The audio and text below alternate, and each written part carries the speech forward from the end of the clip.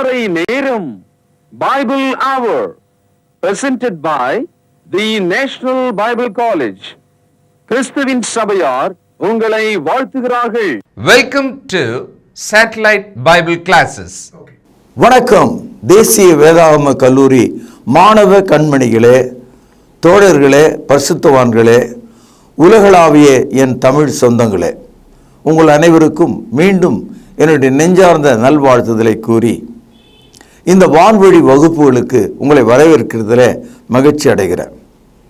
இந்த நாளில் ரோமருக்கு எழுதிய நிருபம் 14வது அதிகாரம் முதல் 23 வசனங்களை படிக்கிறோம். Book of Romans chapter 14 verses 1 to 23. இந்த 14ஆம் அதிகாரத்தில் 3 விஷயங்கள் பேசப்பட்டிருக்கிறது. ஒன்று, சுவாதீன பிரமாணம், லா ஆஃப் லிபர்ட்டி. 2, அன்பின் பிரமாணம், லா ஆஃப் லவ். 3வது, பின்பற்றும் பிரமாணம், லா ஆஃப் ஃபாலோயிங். கிறிஸ்தவம் என்பது தன்னுடைய 2 கரங்களால் உலகத்தில் உள்ள எல்லா மனுஷர்களையும் அணைத்துக் கொள்கிற மார்க்கம்.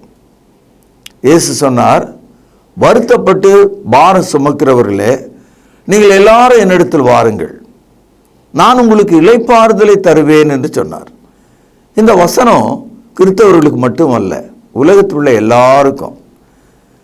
நான் இந்த உலகத்திற்கு ஒளியாக இருக்கிறேன், ஐ ஆம் த லைட் ஆஃப் த வேர்ல்டுன்னு சொன்னார். அப்படியானால் உலகத்தில் உள்ள எல்லா மனிதருக்கும் இயேசு வெளிச்சமாக இருக்கிறார். நானே வழியும் சத்தியமும் ஜீவனுமாக இருக்கிறேன், என்னாலே அன்றி ஒருவனும் பிதாவினிடத்தில் வாரான் என்று சொன்னார். ஆகவே இயேசு கிறிஸ்து நம் அனைவருக்கான ஆண்டவராக இருக்கிறார். இந்த நாளில் ரோமருக்கு எழுதிய நிருபம் 14ஆம் அதிகாரம் கிறிஸ்தவர்கள் மத்தியில் கண்டிப்பாக தெரிந்து கொள்ள வேண்டிய பல சத்தியங்களை உடையதாக இருக்கிறது. கிறிஸ்தவர்கள் ஒரு முறை கிறிஸ்துக்குள் வந்துவிட்ட உடனே அகந்தை உள்ளவர்களாக, நாங்கள் மட்டுமே என்ற ஒரு எண்ணம் உடையவர்களாக, கர்வ பேச்சுகளை பேசுகிறவர்களாக, பலவீனமான மக்களை கண்டு அவர்களை பயமுறுத்துகிறவர்களாக இருப்பதை இன்றைக்கு நான் பார்க்கிறேன்.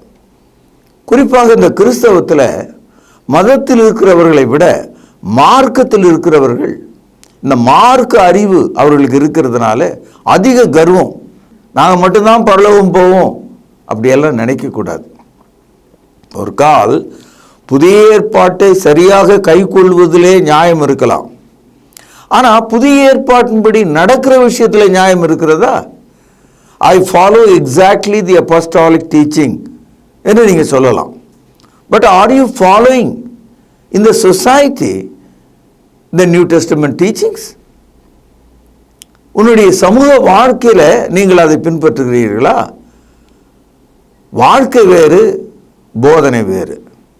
போதனை சரியா இருக்கிறது, வாழ்க்கை தவறாக இருக்கிறது.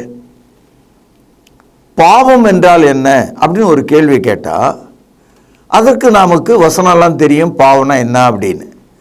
ஆனால் ரோமர் 14ஆம் அதிகாரம் 23வது வசனத்தில், நீங்கள் இந்த சமுதாயத்தை மாற்ற ஒரு சிறந்த வாழ்க்கை வாழாவிட்டால் நீ விசுவாசம் இல்லாமல் பாவம் செய்கிறவனாயிருக்கிறாய்.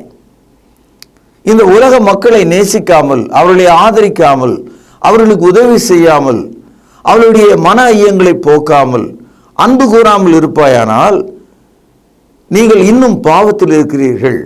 ரொம்ப ஆச்சரியமாக இருக்கு இல்லையா? we know the definition for sin. அதே நேரத்தில் விசுவாசம் இல்லாதவைகள் கூட பாவம்தான் என்று போதிக்கிறது. பாருங்கள், ரோமர் 14ஆம் அதிகாரம் 23வது வசனம், ஒருவன் சமூசெய்யப்படுகிறவனாய் புசித்தால் அவன் விசுவாசம் இல்லாமல் புசிக்கிறபடியினால் ஆக்கினைக்குள்ளாக தீர்க்கப்படுகிறான். விசுவாசத்தினாலே வராத யாவும் பாவமே. இந்த இடத்துல எது பாவம் என்பதற்கு ஒரு விளக்கம் சொல்லப்பட்டிருக்கு. விசுவாசத்தினால் வராதது எல்லாமே பாவம்தான். அப்போ எழுதப்பட்ட வசனத்தின்படி நாம் சரியாக இருக்கிறோம், ஆனால் வாழ்க்கையின்படி நாம் சரியாக இல்லை. இங்கே ஒரு ஆள் சாப்பிடுகிற சாப்பாடு மூக்கு வழியாக வெளியே வந்து விழுது, வாய் வழியாக இல்லை, மூக்கு வழியாக. இஸ்ரவேலர்கள் அப்படி தான் இருந்தாங்க ஒரு காலத்தில். அவருடைய பற்களிலும் மூக்கின் வழியாகவும் வெளியே வந்து தொங்குற அளவுக்கு அவங்க சாப்பிட்டாங்க. அது மாதிரி பலவீனமான சகோதரர்களுக்கு முன்னால் பச்சை மாம்சத்தை சாப்பிடுவதும் இரத்தத்தை எடுத்து குடிப்பதும் பெரிய எலும்புகளை கையில் வைத்து கடிப்பதும் இந்தியா போன்ற ஒரு தேசத்தில் ஒரு கிறித்தவன் செய்தால் அதை பார்க்கிற மக்கள் எப்படி விசுவாசத்துக்கு திரும்புவார்கள்? இன்னைக்கு இந்தியாவில் உள்ள கிறித்தவர்கள் மாட்டு இறைச்சி உண்கிறவர்கள் என்ற ஒரு கருத்து இருக்கிறது. அதற்கு காரணம் ஆங்கிலேயர்கள். ஆனால் உண்மையிலேயே பார்த்தா இந்திய கிறித்தவர்கள் ரொம்ப குறைவான சதவீதத்தினர் தான் இந்த மாதிரி இறைச்சிகள்லாம் சாப்பிட்றாங்க. பெரும்பாலான கிறித்தவர்கள் அவர்கள் மரக்கறிகளை மட்டுமே உண்கிறார்கள். அதான் உண்மை. ஆரம்ப காலத்தில் தமிழ்நாட்டு கிறித்தவர்கள் சைவ மதத்திலிருந்து வந்தவர்கள். அதை ஞாபகம் வச்சுக்கணும். அதனால தான் சைவ மதத்தினுடைய இலக்கியங்களை எல்லாம் ஆங்கில வழியில் எடுத்து கொடுப்பதற்கு சரித்திரத்தில் இடம் உண்டாயிற்று. இன்னைக்கு உலகளாவிய இந்த தமிழ் இலக்கியங்கள்லாம் வெளியே போனதுக்கு காரணம் கிறிஸ்தவம் காரணம், ஒரு கால்டுவெல் காரணம், ஒரு ஜோசப் பெஸ்கி காரணம். ஆகவே என் அன்பு சகோதரர்களே, சமுசெய்யப்படுகிறவனாய் புசித்தால்னா என்ன அர்த்தம்னா, எல்லாத்தையும் வாயில் போட்டு அவமானப்படுகிற அளவுக்கு நீ சாப்பிடக்கூடாது. அசிங்கம் அது. அது உனக்கு விசுவாசத்துக்கு ஏற்றதில்லை. 14ஆம் அதிகாரம் எப்படி துவங்குது பாருங்கள். விசுவாசத்தில் பலவீனம் உள்ளவர்களை சேர்த்து கொள்ளுங்கள், ஆனாலும் அவனுடைய மன ஐயங்களை குற்றமாய் தீர்க்காதிருங்கள். அதாவது இந்த கிறிஸ்தவ மார்க்கத்தில் இருக்கிற கர்வம் பிடித்தவர்கள், கர்வம் பிடித்த போதகர்கள், அதாவது பார்க்குற யாரையுமே நீங்கள்லாம் பரலோகம் போக மாட்டீங்க, இந்த அறிவு கட்ட பைபிள் தெரியாத மொழி தெரியாத இந்த மூட ஜென்மம் பார்க்குறவங்க எல்லாரையும் நீ பரலோகம் போக மாட்ட, இப்படி எல்லாம் சொல்லக்கூடாது. எல்லாரும் மனிதர்கள் தான், எல்லாரும் விசுவாசத்தில் பலவீனர்கள் தான். ஒரு ஆளுக்கு 4 முறை ஞானஸ்தானம் கொடுக்குற இந்த மார்க்கத்தில் இருக்கிற இந்த முட்டாள்கள் இவங்க தான் நரகத்துக்கு போவானுங்க. அதனால் மதத்தில் இருக்கிறவர்களை விட மோசமான நிலையில் மார்க்கத்தில் இருக்கிறவன் இருக்கான் இன்னைக்கு. இதை நான் பப்ளிக்காக சொல்கிறதுல நான் கடமைப்பட்டிருக்கிறேன். So when you see a weak man, weak in faith, never bother him. அவனை நீங்கள் குற்றவாளியாக தீர்ப்பதற்கு பதிலாக அன்புடன் அவனை ஆதரிக்க கற்றுக்கொள்ளுங்கள். இன்னைக்கு கிறிஸ்தவம் இந்த நாட்டில் ஒரு வேண்டா வெறுப்பாக இருப்பதற்கு காரணம் என்னன்னா, நம்முடைய போலி கௌரவங்களும் போலி போதனைகளும் இனம் சேராமலும் ஊர் சேராமலும் நாம் இருக்கிறோம். ஔவையார் என்ன சொன்னா தெரியுங்களா? ஊருடன் பகைக்கின் வேருடன் கெடும். அதாவது ஒரு நூதன பிறவி மாதிரி நீங்கள் கிராமத்தில் இருந்தால் ஒருத்தன் கூட பின்னால் வரமாட்டான். அனுசரிக்கணும், அவர்களோடு நாம் பொறுத்து போகணும், நாம் அவர்களிடத்தில் அன்பை காண்பிக்கணும். அதனால என்ன சொல்றாரு? சுவாதீன பிரமாணம் உனக்கு ஒன்று இருக்கிறது. உன்னுடைய சுவாதீனத்தை, உனக்கு இருக்கிற அந்த லிபர்ட்டியை தவறாக பயன்படுத்தாத, எல்லாத்தையும் கவுத்து போடாத, பொறுமையை காத்துக்கொள். 1 கொரிந்தியர் 6வது அதிகாரம் 12வது வசனம். கையில் ஒரு பேனா இருக்குமானால் சுழியிடுங்கள், கவனிங்க. எல்லாவற்றையும் அனுபவிக்க எனக்கு அதிகாரம் உண்டு. நீ எந்த கறி வேணாலும் சாப்பிடு, மரக்கறி வேணாலும் சாப்பிடு.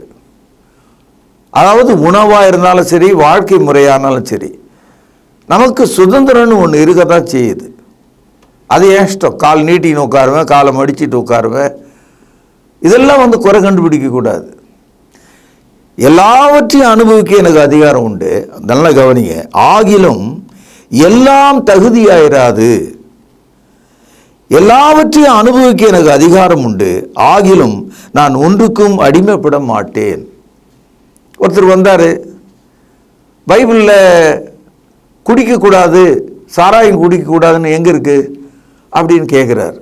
சாராயம் குடிக்கக்கூடாதுன்னு சொன்னாலும் சாராயம் குடிக்கிறதுனால என்ன நஷ்டம் ஏற்படுதுன்னு உனக்கு தெரியும் இல்லையா? அது உன் குடலை அழிக்கிறது, உன் குடும்ப பொருளாதாரத்தை அழிக்கிறது, உன்னுடைய பிள்ளைகளை தெருவில் கொண்டு வந்து நிறுத்துகிறது. நீ பொழுதோட சாகிற ஆளாக மாறுகிறாய். அப்போ அனுபவிப்பதற்கு அதிகாரம் இருக்கிறது என்று நீ சொன்னாலும் அது உனக்கு தகுதியா இருக்கிறதா?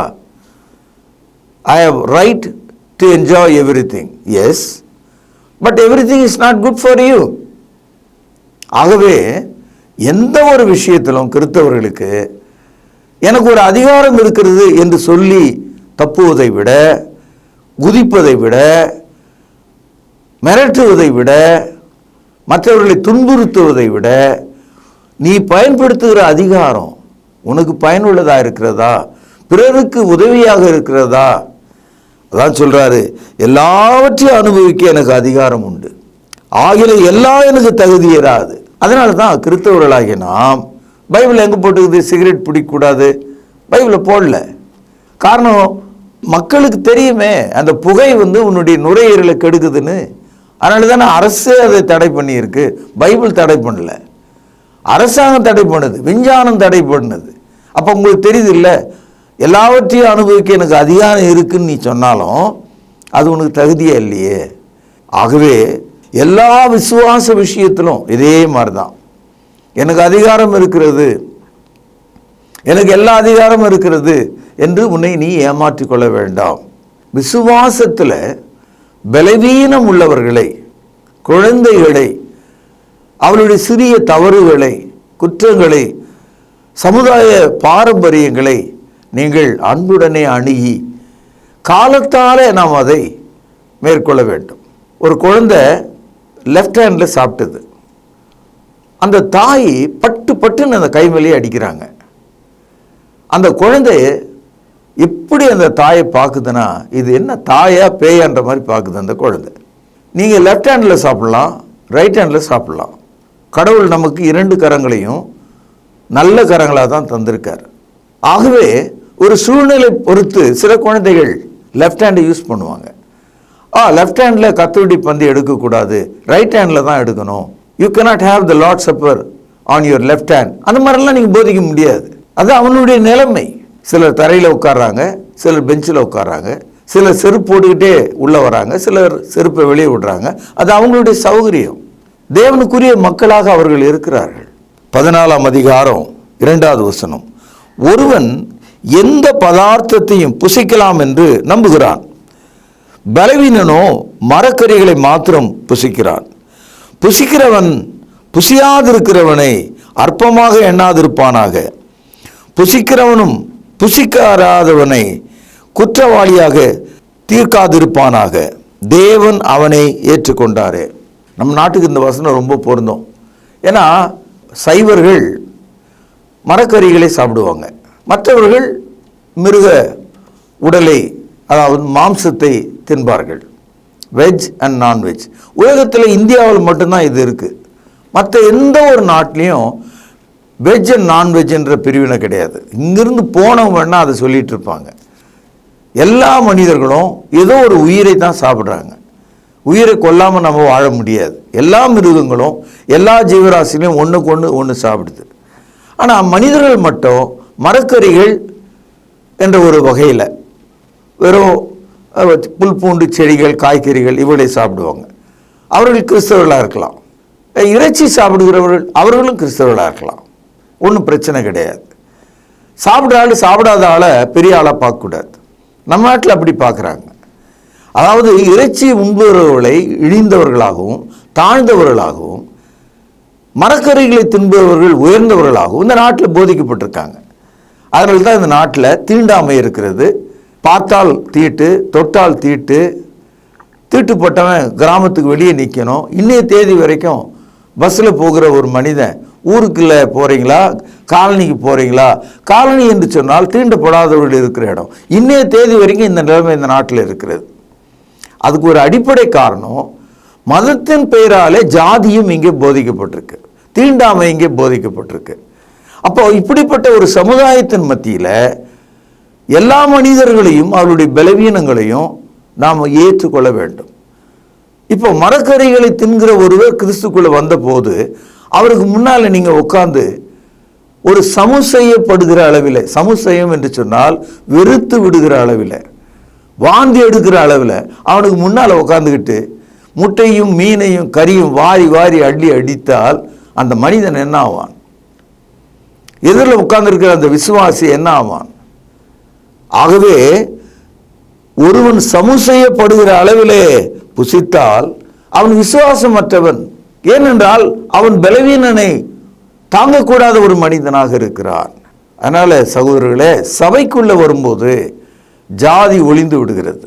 மரக்கறி அல்லது மாமிசம் இதெல்லாம் ஒழிந்து விடுகிறது. 2 கொரிந்தியர் 5:17 படிக்கிறோம். ஒருவன் கிறிஸ்துவுக்குள் இருந்தால் புதிய சிருஷ்டியா இருக்கிறான். பழையவைகளெல்லாம் ஒழிந்து போயிற்று, எல்லாம் புதியதாயிற்று. இப்போ அடுத்த கட்டமா ஒரு கருத்தை நான் உங்களுக்கு சொல்றேன். இப்போ ஒரு புதுசா கிறிஸ்துக்குள்ள வராரு. அவர் 4 நட்சத்திரம் பார்க்குற ஒரு குடும்பத்திலிருந்து வந்திருப்பார். உடனே அவரை பார்த்து, என்ன நீங்கள் இன்னும் 4 நட்சத்திரம்லாம் பார்க்குறீங்களே அப்படின்னு தூஷணமாக நம்ம பேசுவதை விட்டுவிட்டு பொறுமையாக அன்பினாலே அவரை அணைத்து காலத்தாலே அவர் அந்த அன்பையும் அந்த கருத்தையும் சரியாக புரிந்து கொள்ள உதவி செய்ய வேண்டும். நம்ம எல்லாருமே 4 நட்சத்திரம் பார்க்குறோம். இப்போ இன்னைக்கு என்ன நாள், இதுக்கு என்ன நேரம், வேலைக்கு போக வேண்டிய நேரம், பள்ளிக்கூடம் போக வேண்டிய நேரம், தூங்க வேண்டிய நேரம், சாப்பிட வேண்டிய நேரம். இப்போ நம்மளும் காலம் தானே பார்க்குறோம். அவன் கொஞ்சம் அட்வான்ஸாக போய் பார்க்குறான். எது எப்படி பார்த்தாலும் நம்ம எல்லாருமே அதை ஒன்றில் ஒன்று செய்ய தான் செய்கிறோம். ஒரு ஆளுக்கு சனிக்கிழமை விசேஷமாக இருக்குது, வெள்ளிக்கிழமை விசேஷமாக இருக்குது. அது அவனுடைய நிலைமை. வெள்ளிக்கிழமையில் அவர் இப்படி தான் இருப்பாருன்னா சரி, இருந்து போட்டோம், அவனை கிறிஸ்துவ ஏற்றுக்கொள்கிறது. அதனால் என்ன சொல்கிறாரு, ரோமர் 14 அதிகாரம் 5வது வசனம், அன்றியும் ஒருவன் ஒரு நாளை மற்றொரு நாளிலும் விசேஷமாக எண்ணுகிறான். கவனிங்க, வேறொருவன் எல்லா நாட்களையும் சரியாக எண்ணுகிறான். அவனவன் தன் தன் மனதிலே முழு நிச்சயத்தை உடையவனாய் இருக்க கடவன். ஒரு நாளை விசேஷமாக ஒருத்தன் நினைக்கிறானா, ஒருத்தன் நினைக்கல. 2 பேருக்குமே கிறிஸ்துவுக்குள்ள இருக்க இடம் இருக்கிறது. உதாரணமாக இப்போ கிறிஸ்தவர்கள் மத்தியில் குறிப்பாக மார்க்கத்தில் அடிமுட்டாளுங்க பயங்கரமாக பேசுவான். அவனுக்கு தமிழில் எத்தனை எழுத்து தெரியாது, ஆனால் அவங்க ஒரு தமிழ்னு சொல்லுவான். அவனுக்கு தமிழில் இலக்கணம் தெரியாது, ஆனால் பெரிய இலக்கியவாதி மாதிரி பேசுவான். அதே மாதிரி பைபிளில் இருக்கிற சத்தியம் தெரியாது, பைபிளே கரைச்சி குடிச்ச ஆள் மாதிரி பேசுவான். சகோதரர்களே பாருங்கள், 6வது வசனம், நாட்களை விசேஷித்துக் கொள்கிறவன் கர்த்தருக்கென்று விசேஷித்துக் கொள்கிறான். நாட்களை விசேஷித்து கொள்ளாதவனும் கர்த்தருக்கென்று விசேஷித்து கொள்ளாதிருக்கிறான். You can choose a day for a special purpose. புசிக்கிறவன் தேவனுக்கு ஸ்தோத்திரம் செலுத்துகிறபடியால் கர்த்தருக்கென்று புசிக்கிறான். புசியாது இருக்கிறவனும் கர்த்தருக்கென்று புசியாதிருந்து தேவனுக்கு ஸ்தோத்திரம் செலுத்துகிறான். இப்போல்லாம் நீங்கள் திருமண மண்டபங்களுக்கு போனீங்கன்னா வெஜ்ஜுக்கு தனியாக ஒரு பக்கம், நான்வெஜ்ஜுக்கு தனியாக ஒரு பக்கம் 2 சாப்பாடு வச்சுருப்பாங்க. அது அவங்களுடைய விருப்பம். ஏன்னா வருகிற மக்கள் மத்தியில் சில பேர் வெஜ்ஜு சாப்பிடுவாங்க, சில பேர் நான்வெஜ் சாப்பிடுவாங்க. அதுதான் சொல்கிறாரு. அதாவது நீங்கள் வெஜ்ஜு சாப்பிட்டாலும் நான்வெஜ் சாப்பிட்டாலும் கர்த்தருக்கு என்று தான் நீங்கள் சாப்பிட்றீங்க. 2 பேரும் உங்கள் உடலை பேணுவதற்காக தான் சாப்பிட்றீங்க. சாப்பாடு ஒரு முக்கியம் அல்ல. சாப்பாட்டை வச்சு நீங்கள் கிறிஸ்தவ மார்க்கத்தை அடிக்காதீங்க, பிரிக்காதீங்க, உதைக்காதீங்க. தேவனுடைய ராஜ்யம் சாப்பிட்றதுல இல்லை, அவருடைய சத்தியத்தின்படி நடக்கிறதுல இருக்கிறது.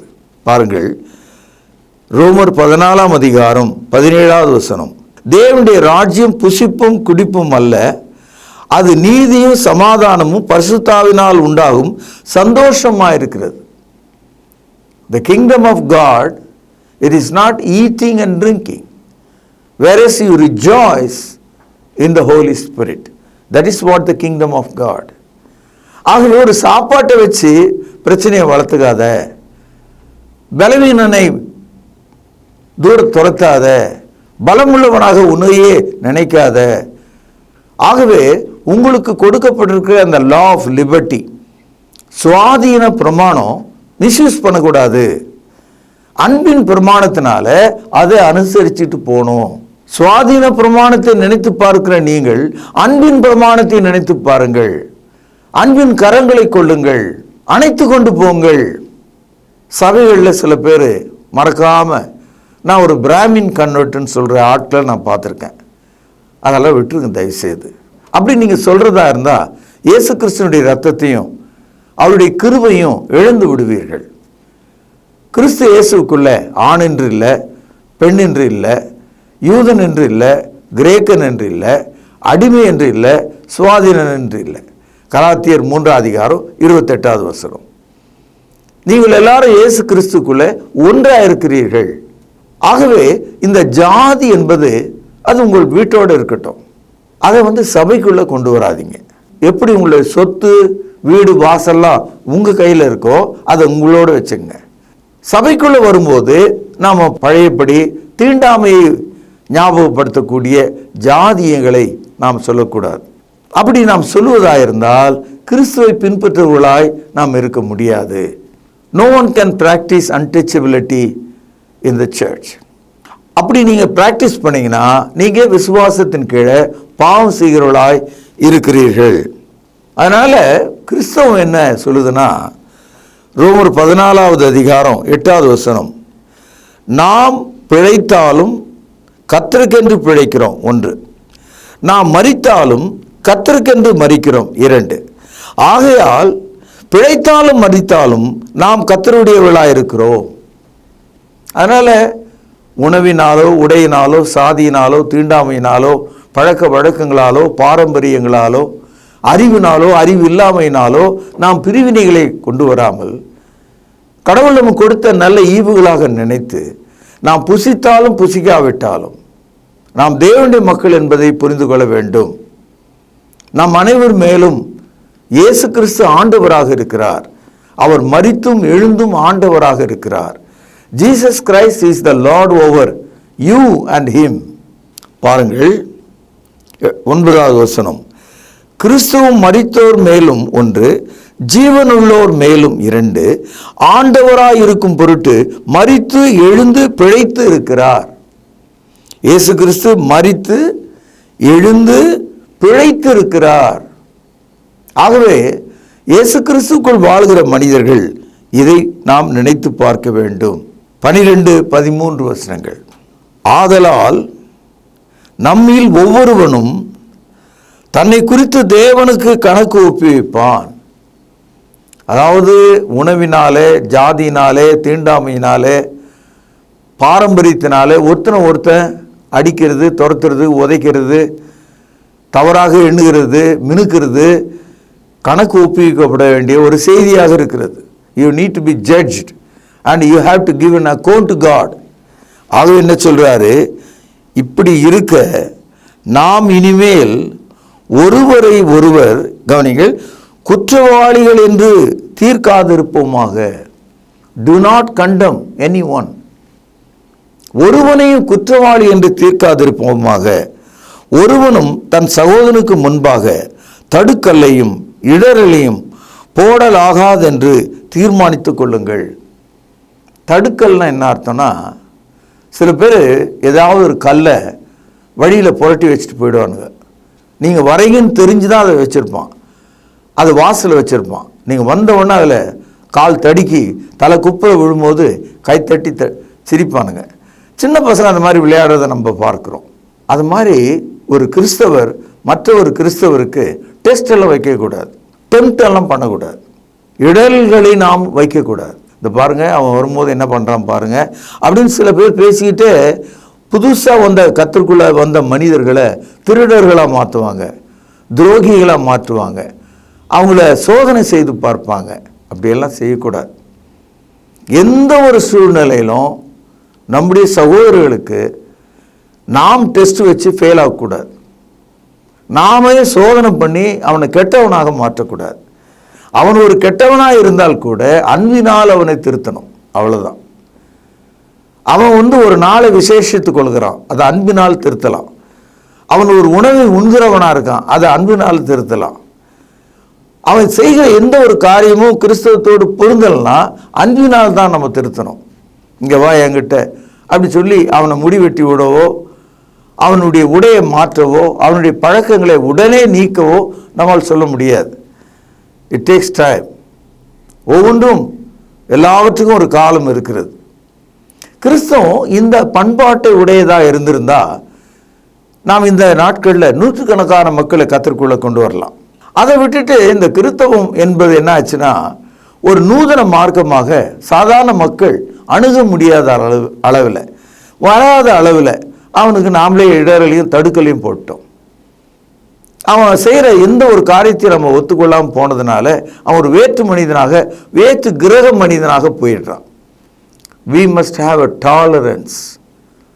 சகிப்புத்தன்மை நமக்கு தேவை, பொறுமை நமக்கு தேவை. ஒருவன் புசிக்கிறான், அது அவனுடைய விருப்பம். ஒருவன் புசியாது இருக்கிறான், அது அவனுடைய விருப்பம். நம்ம 2 பேர் மேலையும் இயேசு கிறிஸ்து மரித்து எழுந்து பிழைத்து இருக்கிறார். நமக்கு மேலே அவர் ஆண்டவராக இருக்கிறார். அப்படி இருக்கும்போது நாம் நம்முடைய சகோதரர்களை காரணம் இல்லாமலோ காரணத்தோடோ குற்றவாளிகளாக மாற்றக்கூடாது. அன்பினால் அவர்களுக்கு நாம் நற்கிரியைகளை செய்ய வேண்டும். அதனால ரோமர் 14ஆம் அதிகாரம் 12வது வசனம், ஆதலால் நம்மில் ஒவ்வொருவனும் தன்னை குறித்து தேவனுக்கு கணக்கு ஒப்புவிப்பான். 15, போஜனத்தினாலே உன் சகோதரனுக்கு, கவனிங்கள், விசனம் உண்டாக்கினால் நீ அன்பாய் நடக்கிறவன் அல்ல, அவனை உன் போஜனத்தினாலே கெடுக்காதே, கிறிஸ்து அவனுக்காக மரித்தாரே. சிலர் என்ன சொல்றாங்க, இதை பாருங்க, நான் நல்லது தானே செய்கிறேன், நல்லதே சில சமயங்களில் கெட்டதாக மாறிடும். ஓவரா நன்மை செய்தீங்கன்னா தீமையாக பார்க்கப்படும். அதனால தான் சொல்றாரு ரோமர் 14ஆம் அதிகாரம் 16வது வசனத்தில், உங்கள் நன்மை தூஷிக்கப்பட இடம் கொடாதிருங்கள். உங்கள் பார்வையில் அது நன்மையாக இருக்குது, கரெக்டாக இருக்குது, இட் இஸ் குட். ஆனால் மற்றவனுடைய பார்வையில் அது தூஷமாக தெரியுமா? அதனால் ஜாக்கிரதையாக இருங்க. என் அன்பு சகோதரர்களே, இந்த நாளில் நீங்கள் கேட்ட இந்த செய்தி ஒரு காலம் உங்களுக்கு ரொம்ப ஆச்சரியத்தையும் அல்லது கோபத்தை கூட உண்டாக்கியிருக்கலாம். ஒன்று மட்டும் கவனித்து கொள்ளுங்க, கடவுள் நம்மை சுவாதீனம் உள்ளவர்களாக, பீப்புள் ஆஃப் ஃப்ரீடம், நம்மை அழைத்திருக்கிறார். ஆகவே நாம் இந்த லா ஆஃப் லிபர்ட்டி, சுவாதீன பிரமாணத்தை மிஸ்யூஸ் பண்ணக்கூடாது. 2, நாம் அன்பின் பிரமாணத்தின் கீழே அணைத்து கொண்டு செல்லணும். 3, நாம் இயேசுவை அவருடைய வார்த்தையின்படி பின்பற்றுவர்களாக இருக்க வேண்டும். நம்முடைய வாழ்க்கை சீராக இருக்க வேண்டும். வசனம் மட்டும் எனக்கு தெரியும் அப்படின்னா மட்டும் போதாது, உன் வாழ்க்கையும் சேர்ந்து இருக்கணும். வசனத்தின்படி எனக்கு எல்லா சத்தியமும் தெரியும்னா உன்னுடைய உடம்பு, உன்னுடைய சரீரம், உன்னுடைய சமுதாய வாழ்க்கை, உன் குடும்ப வாழ்க்கையில் சரியில்லையே.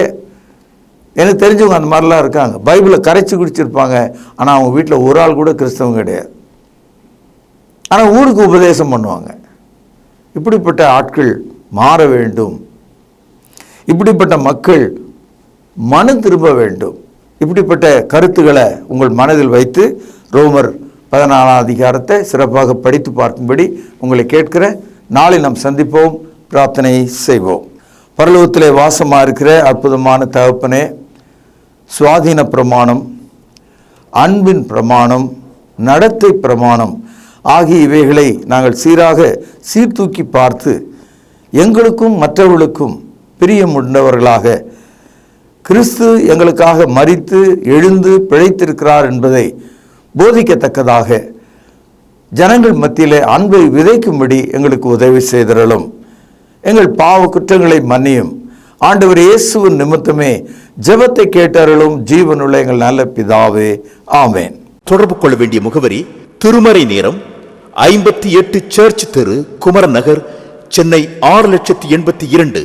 செல்போன் 9385500882. கர்த்தாவே, தேவர்களில் உமக்குப்பானவர் யார்? வானத்திலும் பூமியிலும் உமக்குப்பானவர் யார்?